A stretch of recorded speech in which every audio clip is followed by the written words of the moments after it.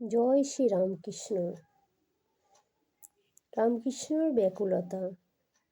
তীব্র বৈরাগ্য হলে তাকে পাওয়া যায়, প্রাণ ব্যাকুল হওয়া যায়। শিষ্য গুরুকে জিজ্ঞাসা করেছিলেন, কেমন করে ভগবানকে পাব? গুরু বললেন, আমার সঙ্গে এসো। এই বলে একটা পুকুরে লয়ে গিয়ে তাকে চুপিয়ে ধরলেন। খানিক পরে জল থেকে উঠিয়ে আনলেন ও বললেন, তোমার জলের ভিতর কি রকম হচ্ছিল? শিষ্য বললেন, প্রাণ আকুপাকু করছিল, যেন প্রাণ যায়।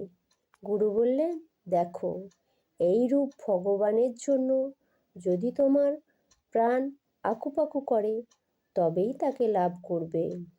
তাই বলি, 3 টান একসঙ্গে হলে তবে তাকে লাভ করা যায়। বিষয়ের প্রতি টান, সতীর পতিকে টান, আর মায়ের সন্তানের টান, এই 3 ভালোবাসা একসঙ্গ করে কেউ যদি ভগবানকে দিতে পারে তাহলে তৎক্ষণাৎ সাক্ষাৎকার হয়। ডাক দেখি, মন ডাকার মতো কেমনই শ্যামা থাকতে পারে, তেমন ব্যাকুল হয়ে ডাকতে পারলে তাকে দেখা দিতেই হবে। আন্তরিক ঈশ্বরকে যে জানতে চাইবে তারই হবেই হবে। যে ব্যাকুল ঈশ্বর বই আর কিছু চায় না তারই হবে।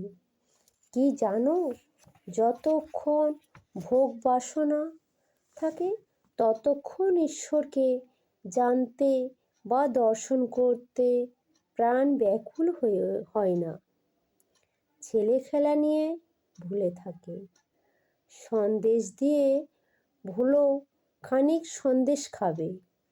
যখন খেলাও খেলতে লাগে না, সন্দেশ ভালো লাগে না, তখন বলে মা যাব, আর সন্দেশ চায় না।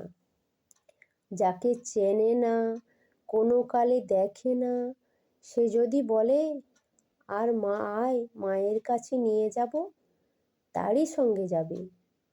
যে কোলে করে নিয়ে যায় তারই সঙ্গে যাবে। সংসারের ভোগ হয়ে গেলে ঈশ্বরের জন্য প্রাণ ব্যাকুল হয়, কি করে তাকে পাব? কেবল এই চিন্তা, যে যা বলে তাই শুনে। তিনি তো ধর্ম মানন, তিনি আপনারই মা। ব্যাকুল হয়ে মার কাছে আবদার করো, তিনি অবশ্যই দেখা দেবেন। তার জন্য কাঁদতে পারলে দর্শন হয়, সমাধি হয়। কাঁদলে কুম্ভক আপনি হয়, তারপর সমাধি। ব্যাকুলতা থাকলে সব হয়ে যায়। ব্যাকুল হৃদয়ে তাকে প্রার্থনা করো আর কাঁদো, চিত্তশুদ্ধি হয়ে যাবে। আর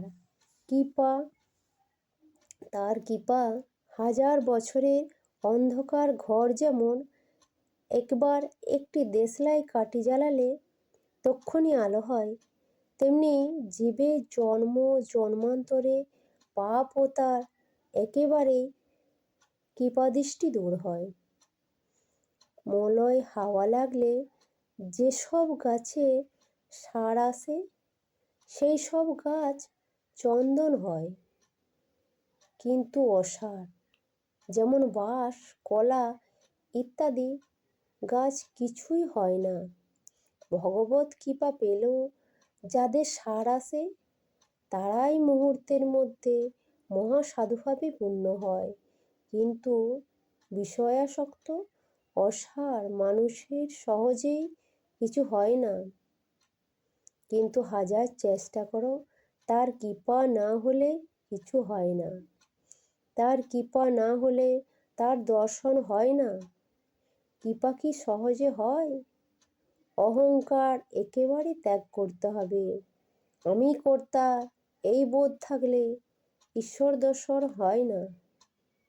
ভাঁড়ারে একজন আছে, তখন বাড়ির কর্তাকে যদি কেউ বলে, মহাশয় আপনি এসে জিনিসটি বার করে দিন, তখন কর্তাটি বলে, ভাড়ারে একজন রয়েছে, আমি আর গিয়ে কি করব?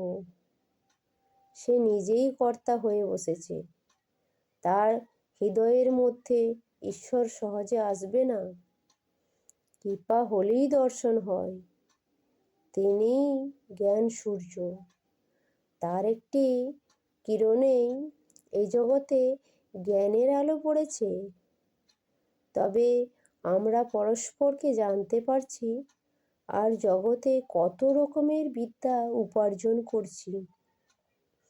তার আলো যদি একবারে তিনি নিজের তার মুখের উপরে ধরেন, তাহলে দর্শন লাভ হয়। সার্জন সাহেব রাতের আধারে লণ্ঠন হাতে করে বেড়ায়, তার মুখ কেউ দেখতে পায় না, কিন্তু ওই আলোতে যে সকলের মুখ দেখতে পায়, তার সকলেই পরস্পরের মুখ দেখতে পায়। যদি কেউ সার্জনকে দেখতে চায়, তাহলে তাকে প্রার্থনা করতে হয়, বলতে হয়, সাহেব কৃপা করে একেবারে আলোটি নিজের মুখের উপর ফেরাও, তোমাকে একবার দেখি। ঈশ্বরকে প্রার্থনা করতে হয়, ঠাকুর কৃপা করে জ্ঞানের আলো তোমার নিজের উপরে একবার ধরো, আমি তোমার দর্শন করি। জয় শ্রীরামকৃষ্ণ, জয় শ্রীরামকৃষ্ণ।